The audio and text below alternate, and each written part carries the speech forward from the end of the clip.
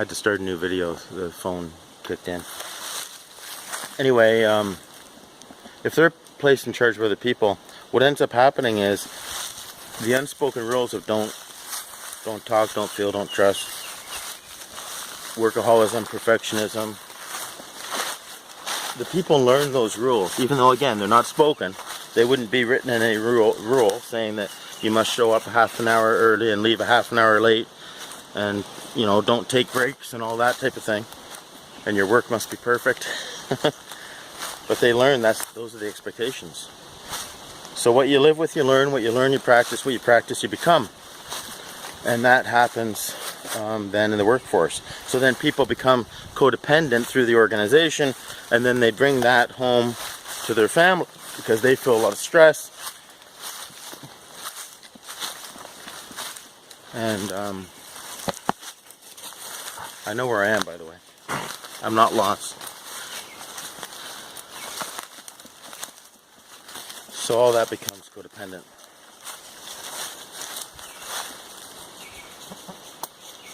I don't know if I should tell you too much about the kind of inside baseball of when a man becomes a priest and how that happens through seminary life, internship, etc. But I will say that most priests, when they're in the formation, a role of a formator, right? So they're working at a seminary, or they're a priest in charge of guiding men to the priesthood, or early years to the priesthood. I'm going to say that for the most part, they just do what was done to them. And if they were mistreated, they mistreat the others. In the seminary, a man is told in confidence, right, usually, by trusted other priests,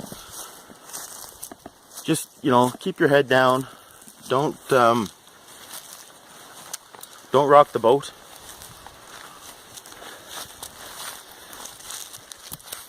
don't trust, don't talk about what you really think. And usually such a man is very orthodox, very solid in his faith, because let's face it, offer yourself to become a priest these days truly is a sacrifice. If you don't love Jesus, you don't love God, you're not going to do it. You're not going to put yourself forward if you don't feel really called. Oh yes, there may be some who are recruited by homosexuals. I don't know. But anyway, they're told, just get ordained. Just get ordained. Do your studies. Keep your mouth shut. Get ordained. Well, by the time they say, well, once you're ordained, then you can tell people the truth. And this is nothing bad. It's the truth of the good news. It's the truth about confession. It's about the truth of Jesus Christ. It's the truth about the sacraments. It's the truth about theology. All the things that for several decades now most Catholics have been deprived of. And if you see something kind of that's not quite right, you know, something that's not moral, just, you know, it's unspoken, but keep your mouth shut and get ordained. Well, after 5 or 6 years of that becomes habitual. So they get ordained, and maybe they still have a little bit of their manhood left. Sorry to put it like that. By the time they get ordained, and they become an associate pastor, so they're under the supervision of another priest. And they see things they'd like to correct in the parish, for example. And they discover pretty quickly that there is pushback. And they're surprised at where the pushback is coming from. Because, yes, it's true, there are some malformed, we'll say, laity who will complain. And there are certain systemic problems, like in Ontario with the government-run Catholic schools, which really aren't that Catholic. That's another video. But the pushback comes from other priests and from bishops and those up in the hierarchy. See, they don't want any trouble.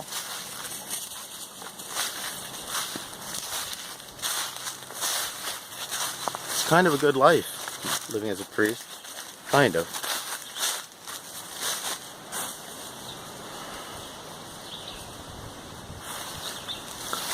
So, keep your mouth shut until you become a pastor. Then when you get your own parish, that's the language we use. All the parishes belong to the Lord, not to any priest or any laity or anything like that. When you get your own parish, when you're the man who makes the decisions, then you can fix the liturgy and preach the way you think it should be done. Well, that might be another 3, 4, 5, 6 years. And that becomes a habit. And then we wonder why we have lukewarm milquetoast preaching. That's why. That's why.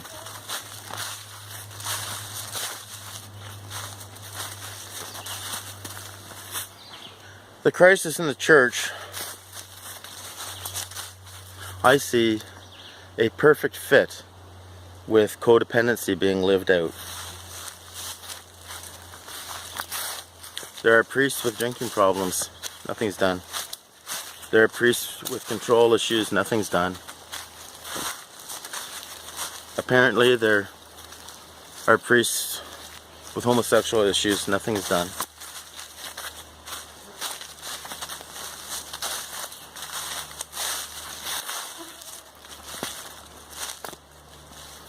These priests and these bishops, they need recovery.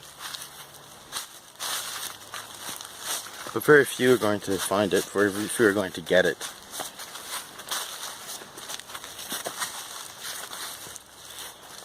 And the elephant in the room, or we might say the elephants in the room, are continued to be ignored, pushed under the rug. New policies, new promises are made.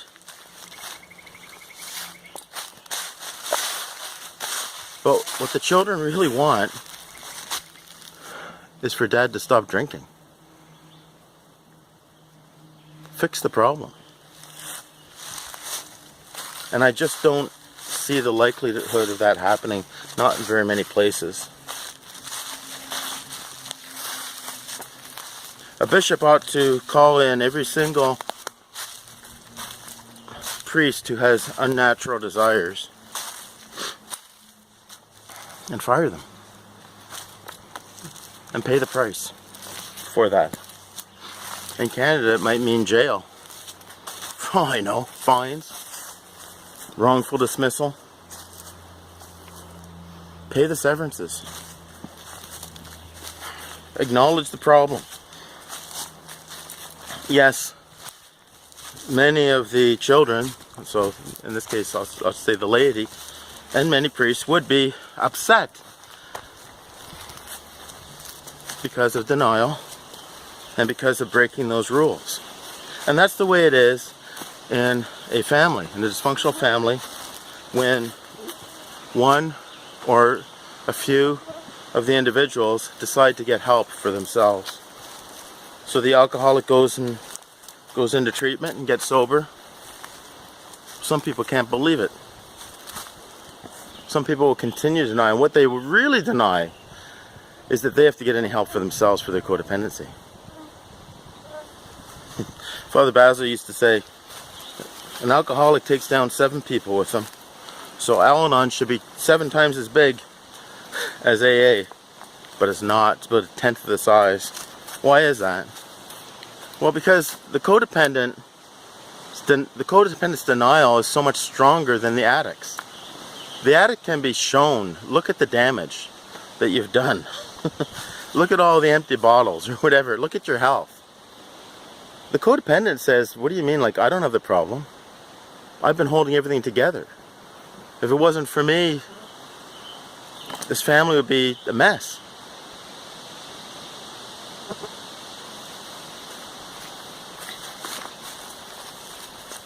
So I don't think it's going to happen. I think that the cover-ups, the not dealing with the real issues, are just going to continue. And I hate to sound so despairing on that, or despondent maybe.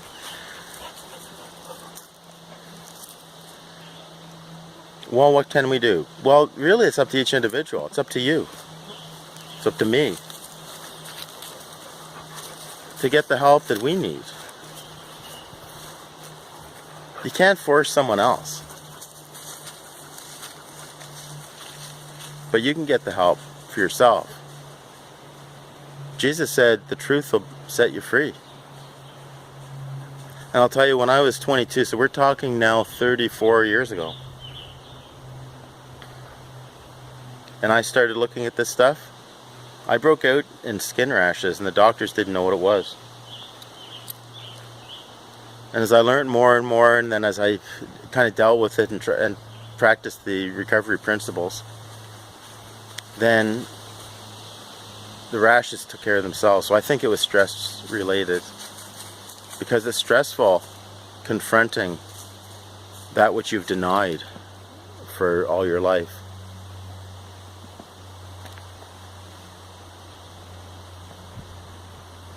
And there are those who recover from codependency who recognize how codependent and dysfunctional not only the church, not only the workplaces, not only the family, but really the whole society is. Political life, all sorts of things. That recovery is possible.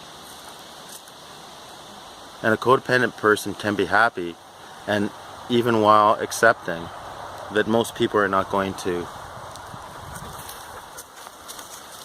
find help, and that the problems are going to continue in a systemic way. I mentioned the family hero, and see, usually the scapegoat, if he or she gets help, they find help in AA or NA, Narcotics Anonymous, or something like that. Probably more family heroes get recovery because they're trying to save the family, they're trying to fix everything, they're trying to fix the church, we could say, in this case. And they continually come up against brick walls, and then they have nervous breakdowns. And then if they happen to fall upon a counselor or a doctor or something, or maybe a priest who understands codependency, they can be steered in the right direction, get help, and find happiness, find peace, even in this life.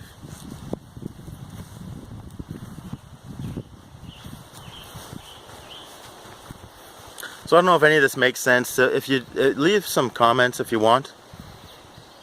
I hope you enjoyed this walk in the woods, this heart-to-heart talk. And you know, don't be afraid of knowledge. Don't be afraid of learning. You have the internet now. Why don't you search, you know, family disease of alcoholism, or adult children of alcoholic syndrome, or codependency characteristics.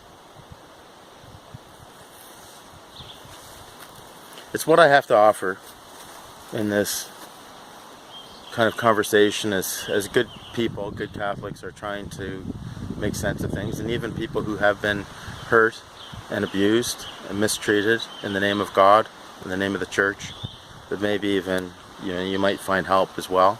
There is help.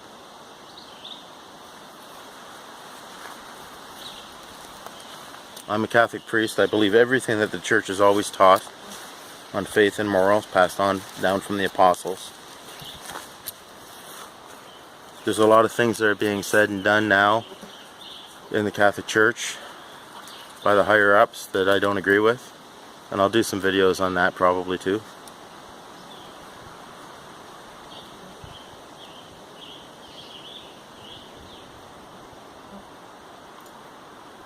In the meantime, maybe you'd like to come on a retreat here someday. Get quiet. Maybe get some guidance on how to navigate the crisis, navigate the crisis in your own life, your own family. in the church. And Vim Patches into the way of peace.